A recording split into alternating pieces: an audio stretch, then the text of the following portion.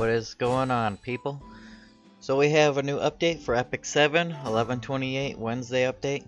We're getting a new hero, new playable hero, two of them actually. One is basically Queen Diane, or however you would like to say her name. But 20 years in the past, so we're gonna get to play as how she was when she fought the Archdemon, which is pretty cool, I think. And we're also gonna get this new guy named Rask. So I think that's pretty awesome. We're gonna call her Diane because that's just, I can't say this name very well. She is a ice support hero. And let's take a look at her here. Diane Saint of Ezra is an ice type soul reaver that protects her allies through the use of buffs and barriers. Diane's skill Saint Prayer increases attack. We'll just look at her moves here.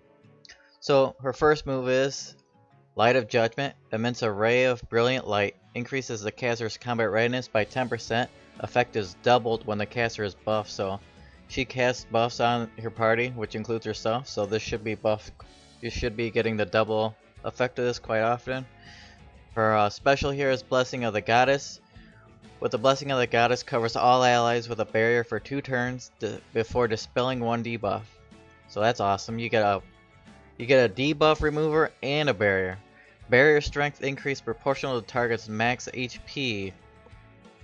Her ultimate here is Saint's Prayer. A miracle of the goddess manifests, increasing attack of all allies for 3 turns before increasing the caster's readiness. A miracle of the goddess manifests after awakening. Attack and critical hit resistance for all allies for 3 turns before increasing the caster's combat readiness by 50%. So this is pretty nice ultimate there. Critical hit resistance is going to make sure that you take a lot less damage while she's also casting your barriers. And increasing attack, you know, very good support hero. We'll talk a little bit more about her later. And I will also play this video in the corner. You're probably already seeing it. We also have this guy named Bask. He is received for just playing the side story of the Eulogy of the Saint. So he's another free character, so that's pretty awesome. Can't complain about free characters. Rask is an ice type knight that specializes in decreasing the attack strength of the enemy as well as dispelling their buffs with his skill Shield Blow. Okay, let's look at what he does. Protective Strike. Slashes with a sword with a 50% chance to decrease attack for 1 turn. Damage dealt increased proportional to his health. Now he's got a special here, so 4 turn cooldown. Attacks with a shield with 85% chance to dispel all buffs. Damage dealt increases proportional to his max health. This is pretty crazy. Gets rid of not just one, but all their buffs, 85% of the time. That's pretty nice. Here we got his ultimate, Will of Protection. A humongous 6-turn cooldown. Before awakening, it covers all allies with the Will of Protection, granting immunity for 3 turns. After awakening, it covers all allies with the Will of Protection, granting immunity for 3 turns before granting a barrier to caster for 3 turns. Barrier strength increases proportional. Crazy, crazy stuff there, but it is a very long cooldown. But it has a long effect also, so it's really only 3 turns because you use it, and then 3 turns later, by the time it ends, you only have to wait 3 more turns. So that's pretty nice. A new artifact and memory imprint item have been added. New artifact and item used exclusively to memory imprint. The 3-star hero Bask has been added. Now if we look at it, as health decreases, defense and effect resistance increases up to 25%. Level max, it goes up to 50%. So we got this old pocket watch for him to level up his imprints. Now we got a new banner that's replacing Cecilia, but this is a different banner. This is a different type, so pay attention here. Diane drop rate is up.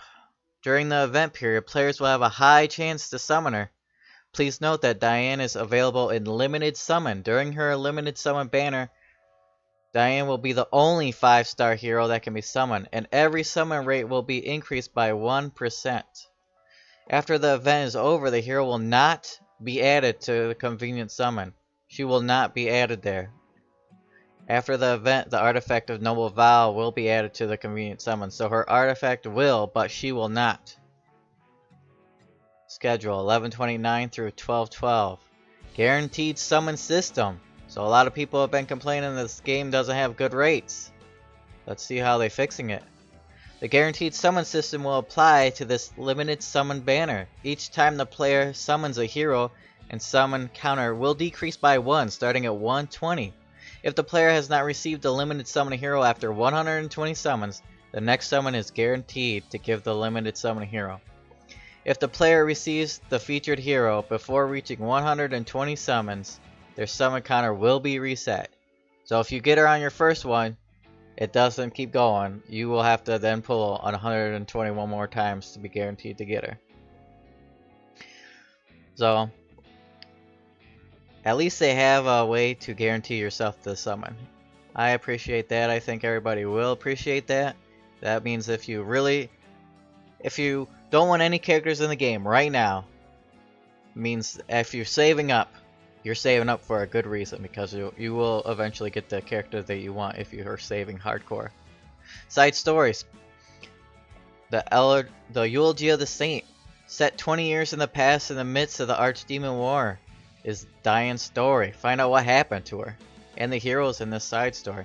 Available from 11/28 Wednesday to 12/20 through the next update. How to enter. After reaching account rank 9, go to the lobby, press battle, and go to side stories. How to participate. Side story Eulogy of the Saint will be available for 3 weeks. During the event, players will be able to receive event currency, which can be exchanged for other items. Additionally, players will be able to receive a variety of items for completing quests and achievements and region rewards. These buffs will be implemented for these characters. During the first 2 weeks, players will be able to clear stages 1 through 19. On the third week, players will be able to clear stages 20 to 30. World difficulty will become available once players complete Greenwood Forest and White Knight Tower. Some quests will become available after completing preceding achievements within the side story. A Eulogy of the Saint. There will be special defense stages. On these stages, you must stop waves of monsters from coming. Players can also receive urgent missions while playing the side story.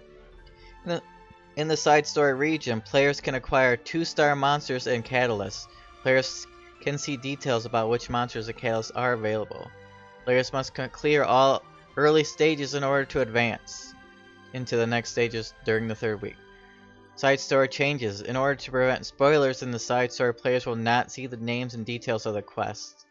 In the side story, the players will be able to use Diane as a supporter.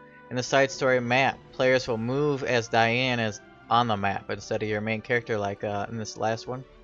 On the world map, players can tap the question mark button in the upper left hand corner. Lock quest. Quest branching from Greenwood Forest and White Knight Tower requires the player to complete the preceding achievements before proceeding. Players will be able to find details about preceding achievements from the quest, reputation, and the gauge of the world difficulty map. Achievements can be achieved in the world difficulty stages. If you are confident with your team, please challenge the world. And we have the defense stages will be unique in that players you will need to be extra prepared, though not only because there are more monsters than normal, but also because you will not be able to utilize any statuses. Instead, there will be special monsters that will give you various benefits upon defeating them. Interesting. So, special buffs. Stolen supplies recovers health of all enemies when caster dies. From a victory, grants 2 random buffs for 3 enemies when the caster dies. Mana storage. Completely restores skill cooldowns of all enemies and gives 10 soul when caster dies. So those are the buffs that you will be getting. Here you're definitely going to want to get the mogul seeds and the gold transmit stones. This just covers all of the things that you're going to be able to get here. The old pocket watch, you're going to want to get that to update the new character. We'll just skip through all these. Improvement to side story rewards and reputation. Treasure chests and golden chests from the Goblin Gate now drop event currencies. Instead of tier 2 to 3 heroic equipment from the Goblin Gate, players will receive 15 event currency. This is a much better change. Getting this useless gear instead of the event currency was pretty annoying. The chance of dropping Tier 2 normal difficulty and Tier 3 world difficulty equipment from treasure chests have been halved. And the chance of obtaining Labyrinth exclusive equipment has been increased significantly. Conditions for all side story reputations has been rebalanced. Contents balancing changes. So the cost has been reduced by 40%. Here are the numbers here. In the Labyrinth, the drop method for ancient coins in the Labyrinth has changed. Before in battle and in treasure chest, piles of ancient coins would appear according to a certain schedule. There was a chance the ancient coins would be attained by the battle in addition to finding them in the treasure chest pile stones. After, now you will obtain an estimate of probability of battle, and the chances of getting normal equipment and Labyrinth equipment increase dramatically. The increased rate is proportional to the previous drop rate of ancient coins. The number of treasure chests and piles of stones have been changed from 25 to 20. With these changes, players will get more consistent amounts of rewards and will receive more Labyrinth equipment and ancient coins by exploring the Labyrinth. Players express frequent dissatisfaction regarding the inconsistent amounts of reward, especially ancient coins, so we are making changes as listed below. So here we got the first one with the 5 zones. The amount of ancient coins per zone go from 5, 6, 7, 8, 9. And then we got this Great Ferris Labyrinth. Goes from 9, 10, 11, 12, 13, all the way up to 15 in the very last amount. The amount of ancient coins has been changed from 25 to 20. Other heroes changes and bugs. Issue with Ravi has been fixed. Kikarat has now had his position correctly. Artifacts, the 5-star artifact Elbrus Ritual Sword text now displays correctly. If an ally is killed in battle, they will show up properly. Arena. The NPC teams in Arena Normal increase in difficulty upon being defeated by the player. After the patch, the issue where even if the player was defeated, the NPC levels has been fixed.